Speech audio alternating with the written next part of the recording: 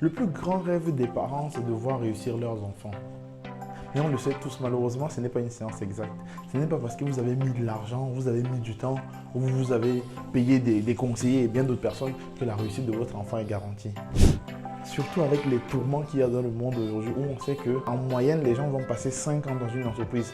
Contrairement à 40 ans, il y a de cela une dizaine d'années par exemple. Donc si on retourne de 10-15 ans derrière, on voit que quand un enfant sortait d'école, à ses 17-18 ans, il entrait dans une entreprise, il restait dans cette même entreprise jusqu'à la retraite. Aujourd'hui, en moyenne, on passe 5 ans et on change d'entreprise, que ce soit pour licenciement, pour manque d'épanouissement ou pour X ou Y raison. Donc aujourd'hui, je vais essayer à mon niveau de vous donner la méthode ultime pour réussir son orientation. Donc restez avec moi jusqu'à la fin, vous allez en apprendre vraiment pas mal de choses. Vous allez presque être surpris et surtout pensez à me dire en commentaire ce que vous avez pensé. Si vous avez des choses à rajouter par rapport à ce que j'ai dit ou à enlever, dites-moi tout en commentaire ce que vous en pensez. Si mes méthodes sont celles que vous pourrez appliquer peut-être pour vos enfants ou même pour vous-même, car ma vidéo concerne en forte partie les parents. Une partie également concerne les jeunes qui sont déjà à l'école ou du moins qui se posent des questions liées à leur avenir. Donc restez avec moi jusqu'au bout. Pensez à vous abonner à la chaîne et à activer la cloche de notification, mais surtout à partager la vidéo avec tous vos amis qui sont soit dans cette situation ou alors des parents qui potentiellement pourraient avoir besoin de ce type de vidéo. Sur ce,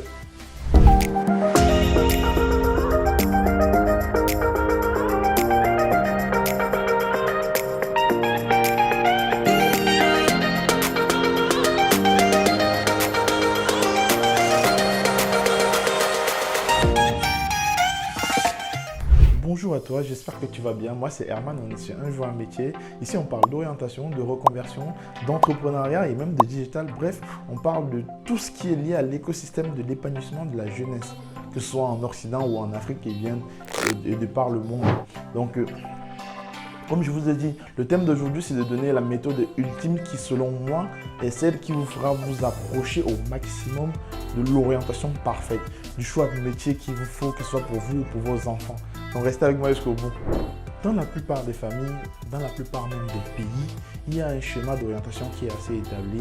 Étudier, faire stage, travailler derrière, classique, hein, voilà.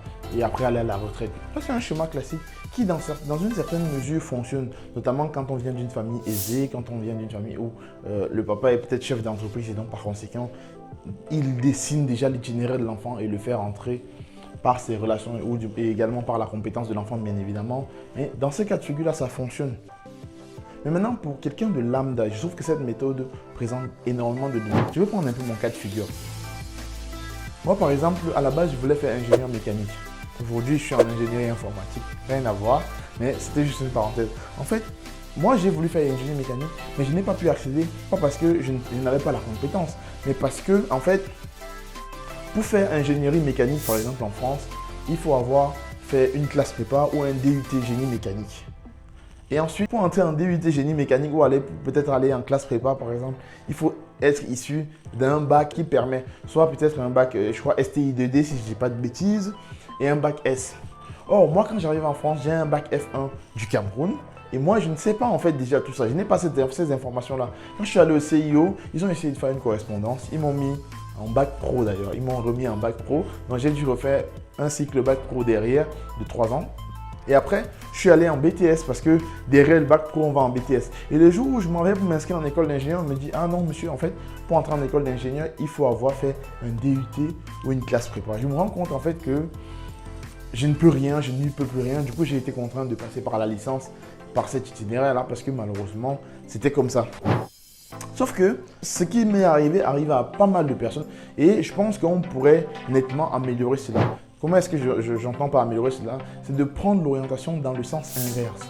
C'est-à-dire commencer par ce qui nous plaît, ensuite faire une veille métier derrière, également voir les entreprises, ensuite aller au post-bac et en troisième, voilà, ainsi de suite. En fait, dessiner le schéma de l'orientation dans le sens inverse. Maintenant, je recommence pour que vous compreniez exactement ce qu'il essaie de dire. Alors, pour établir l'orientation d'un enfant, ou du moins pour nous-mêmes, la première question qu'on doit se poser, c'est qu'est-ce qui nous plaît? On doit réellement savoir qu'est-ce qu'on est prêt à faire, même si on n'est pas payé. Qu'est-ce qu'on est prêt à faire? Quelle est la chose que quand on est en train de faire, on ne se pose pas la question de est-ce que le temps passe? Est-ce que la journée n'est pas finie? Est-ce que ça commence à devenir lourd? Les paupières sont lourdes? Voilà, c'est déjà ça la première question. Qu'est-ce qu'on fait avec passion? Qu'est-ce qui nous plaît? Une fois qu'on a trouvé ça, on va maintenant faire une veille métier derrière cela. Parce que malheureusement, parfois, il y a des passions qui sont très difficiles à convertir en métier. Il faut qu'on se le dise. Si notre passion c'est le foot, c'est vrai. Mais par exemple, en France, on sait qu'il y a une statistique, autant pour moi, qui dit dans le football que pour 200 personnes formées, une seule personne deviendra footballeur professionnel.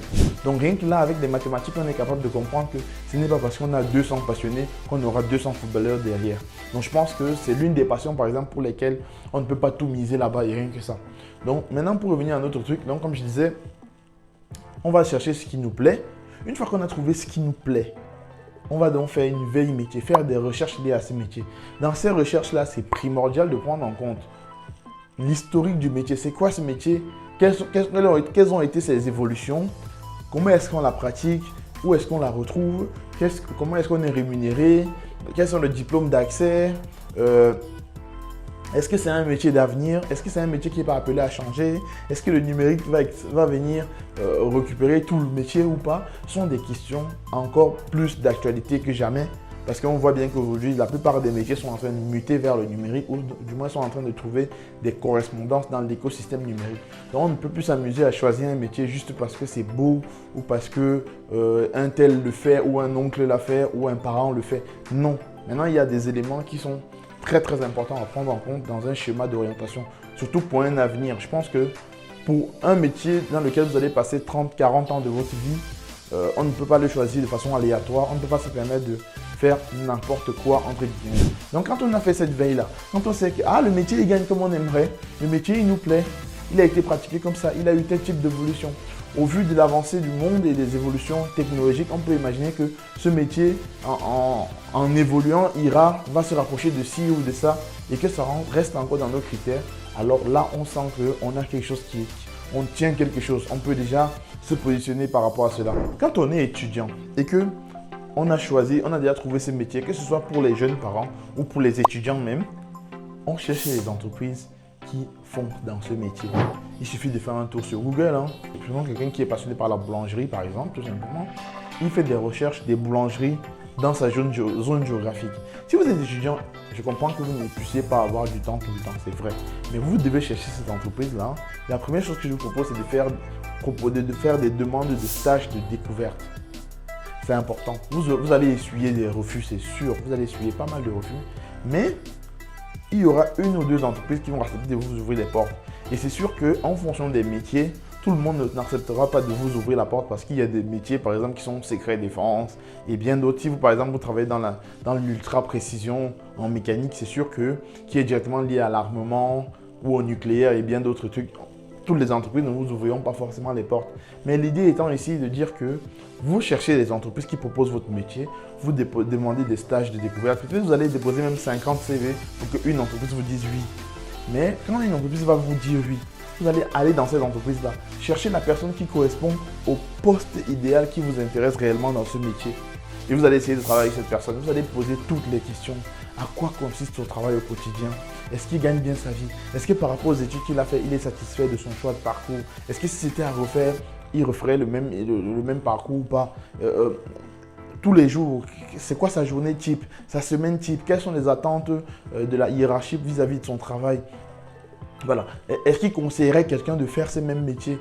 Quelle est sa vision du métier maintenant qu'il est à l'intérieur? Vous posez toutes les questions. Quelle est la relation entre ces métiers et les métiers périphériques? Vous devez poser toutes les questions. Cela va vous permettre de pouvoir savoir si réellement ce que vous aviez dans votre tête par rapport à ce métier correspond à la réalité de ce métier ou pas. N'hésitez pas à aller même vers une autre entreprise. Si vous êtes étudiant, c'est très bien. Peut-être donnez-vous 2 à 3 vacances scolaires, disons 2 vacances scolaires. Si vous êtes au Cameroun, les vacances scolaires, généralement, c'est 2 semaines. Vous prenez vos 2 semaines, vous faites un stage découverte. Et c'est en France, c'est 2 semaines également. En France, il y a même 4 congés, donc vous avez largement de la marge. Vous allez faire un stage de découverte pour découvrir ces métiers-là. Une fois que vous avez fait le stage de découverte, vous vous êtes fait un point. Si vous vous rendez compte que finalement, le métier, c'est pas trop ce que vous avez pensé, qu'est-ce que vous faites? Vous recommencez au début. La plupart des gens n'aiment pas une seule chose. La plupart des gens ont des petites passions comme ça et qu'elles choisissent de développer une ou une autre passion. Donc, vous recommencez la vôtre. Mais si jamais vous vous rendez compte qu'effectivement, c'est vraiment ce qui vous plaît et que rien n'a changé là-dessus, ok, là, ça devient intéressant. Maintenant, imaginons, prenons un cas de figure pour que vous puissiez mieux comprendre ce que j'essaie de dire. Quand vous vous êtes rendu compte que, par exemple, c'est l'ingénierie, c'est l'ingénieur mécanique qui vous intéresse vraiment, et qu'en allant en entreprise faire un stage découverte auprès d'un ingénieur mécanique, vous voyez que ça vous plaît. La prochaine question que vous allez lui demander, c'est quel diplôme est-ce qu'il a eu pour en arriver là? Quel diplôme? Il va vous dire peut-être, je suis ingénieur mécanique. Et vous allez lui demander, est-ce qu'on l'a recruté parce qu'il est ingénieur mécanique ou parce qu'il est ingénieur mécanique et 10 ans d'expérience? Vous pouvez même encore faire mieux. Vous allez directement vers le RH ou la RH de l'entreprise pour lui demander, pour recruter à ce poste-là, qu'est-ce que vous attendez de la personne? Peut-être, imaginons qu'elle vous dise, on cherche un ingénieur mécanique qui a telle compétence, telle compétence, telle compétence. Et maintenant, une fois que vous avez la compétence, vous savez, du moins vous savez le diplôme qui permet l'accès à ces postes-là, qu'est-ce que vous faites derrière? Vous allez encore chez notre cher ami Google, vous lui demandez quels sont les établissements qui forment dans ce diplôme-là, dans votre zone géographique. Vous allez trouver des écoles qui forment, par exemple le cycle ingénieur. Vous trouvez des écoles qui forment dans le cycle ingénieur mécanique. Qu'est-ce que vous faites? Vous allez dans ces écoles-là, vous leur dites, ok, aujourd'hui, moi je suis en 3e, par exemple. Vous leur dites, moi j'aimerais devenir ingénieur mécanique. Comment on fait pour entrer en école d'ingénieur mécanique? Pour le cas de la France, par exemple, il faut sortir tout simplement. Pour entrer en école d'ingénieur, il faut juste être issu d'une classe prépa de 2 ans en maths, physique et mécanique, normalement, si je ne dis pas de bêtises. Et ensuite, ou alors d'un DUT génie mécanique et être parmi les meilleurs de la promo. Voilà, tout simplement, c'est aussi simple que ça. Et je suppose que c'est à peu près les réponses que la personne va vous donner. Donc maintenant, vous savez quel diplôme donne accès au travail. Vous savez comment on fait pour entrer dans l'école qui délivre ce diplôme. Maintenant, pour entrer dans un DUT, génie mécanique par exemple, ou alors en classe prépa, grandes écoles de mécanique, qu'est-ce qu'on fait?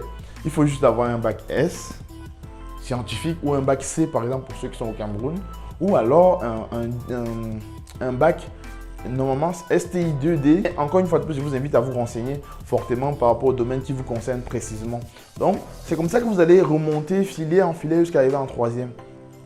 Et cela va vous permettre notamment de choisir si finalement ce métier est fait pour vous ou pas. Tout simplement parce qu'il ne faut pas non plus se leurrer. Et attention, si vous avez fait vraiment ce chemin jusqu'à arriver en 3e, vous êtes donc capable de savoir est-ce que je mets le turbo sur tel domaine sur lequel j'ai encore du mal ou pas. Est-ce que ça va, c'est bon.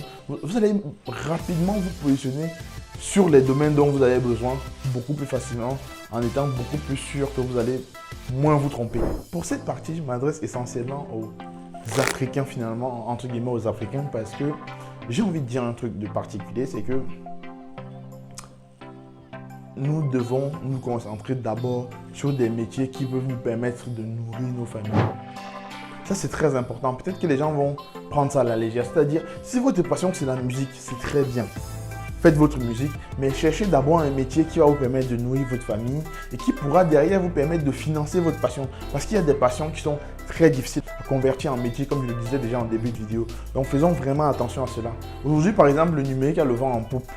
Tout le monde peut accéder au numérique. D'ailleurs, dans la prochaine vidéo, je vous parlerai des métiers qui sont directement liés au numérique, du moins à l'écosystème informatique. Je vous ferai un peu un tour d'horizon pour que vous voyez un peu à quel point tout le monde peut entrer dans l'écosystème numérique parce qu'il y a tous les métiers, tous les types de métiers dedans dont les gens ne savent même pas et dont on n'en parle pas beaucoup sur la toile du monde. Donc, moi, je conseillerais toujours aux Africains en général de choisir d'abord des métiers qui sont d'actualité, qui permettent de trouver facilement et rapidement un travail, des métiers sur lesquels on recrute et qui ont de l'avenir. Et par la suite, s'ils gagnent bien leur vie, ils pourront maintenant financer leur passion derrière. Parce que ce serait vraiment dommage de choisir une passion, du moins de choisir un métier, de finir ses études et de se rendre compte qu'en fait, il n'y a que nous qui avons besoin de cette compétence-là en réalité. La société n'en a pas besoin et que finalement on ne peut pas nous recruter tout simplement parce que nous avons certes la connaissance mais nous ne sommes pas dans un domaine dont le marché a réellement besoin. Et ça devient très compliqué parce qu'on s'est formé pour rien, on se retrouve à faire des parcours de reconversion et bien d'autres choses qui auraient pu être évitées si on avait été renseigné en amont. Je tiens aussi à dire que si vous êtes déjà, disons que si vous avez déjà votre bac ou votre BTS ou même votre licence et que vous vous rendez compte tout de même que vous n'êtes pas bien orienté, que vous avez fait des choix par défaut ou du moins que personne ne vous a aidé dans vos choix et que finalement vous avez entre guillemets un tout petit peu de regret et que finalement ce n'est pas le métier vers lequel vous voulez aller, ou alors même que vous aimez bien le métier mais que ça ne recrute pas, sachez tout de même qu'il reste la voie de la reconversion. Vous pouvez toujours changer de métier, vous pouvez toujours vous donner les moyens, vous former et aller vers un nouveau métier. Et tous les métiers restent accessibles. Notamment en France, par exemple, c'est très facile de changer de métier. Quand vous avez déjà fini votre formation et que vous avez déjà travaillé, c'est très facile de changer de métier. Si vous voulez vraiment que je fasse une vidéo parlant spécifiquement de la reconversion, dites-le moi en commentaire, je m'en occupe et je vous donne toutes les stratégies pour financer facilement votre future formation, pour changer rapidement de métier, pour ne pas trop en souffrir financièrement. Voilà, pour établir une stratégie de reconversion. Je peux vous faire une vidéo complète là-dessus parce que moi également je suis passé par là.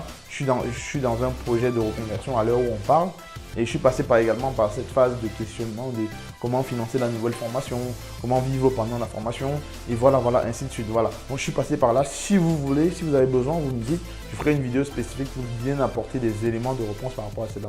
Donc ne vous inquiétez pas, notamment si vous êtes en France. Dans les autres pays européens, le système doit être assez voisin dans la méthode. Donc, il suffit d'aller vous renseigner tout simplement vers le nouveau métier. Il refait à peu près le parcours comme on s'est dit. Regardez qu'est-ce qui vous plaît, allez faire une veille métier, ensuite allez faire un stage découverte derrière. Et maintenant, regardez comment faire pour accéder, voir les diplômes, voir les écoles qui donnent ces diplômes-là et faire votre parcours de formation. Vous voyez que l'itinéraire se répète plus ou moins. C'est plus ou moins la même chose, sauf que cette fois-ci, ce ne seront plus peut-être des longues études si vous avez peut-être 30-40 ans. Mais ce sera plutôt une formation accélérée, cadrée, professionnelle pour directement répondre aux besoins du marché à ce moment-là précisément. Donc, tout est encore possible, que vous soyez 20 ans, 17 ans, 15 ans ou 40 ans. Tout le monde peut faire ce qu'il a toujours rêvé faire. Tout le monde peut convertir sa passion en métier. Voilà, donc c'était un peu ce que je voulais dire durant cette vidéo. Merci si vous êtes resté jusqu'à la fin. Dites-moi en commentaire ce que vous en avez pensé. Surtout, abonnez-vous et partagez cette vidéo avec tous ceux que vous pensez qui sont dans le besoin ou du moins qui seront dans le besoin bientôt. C'était Herman et un jour un métier. Ciao, ciao la famille.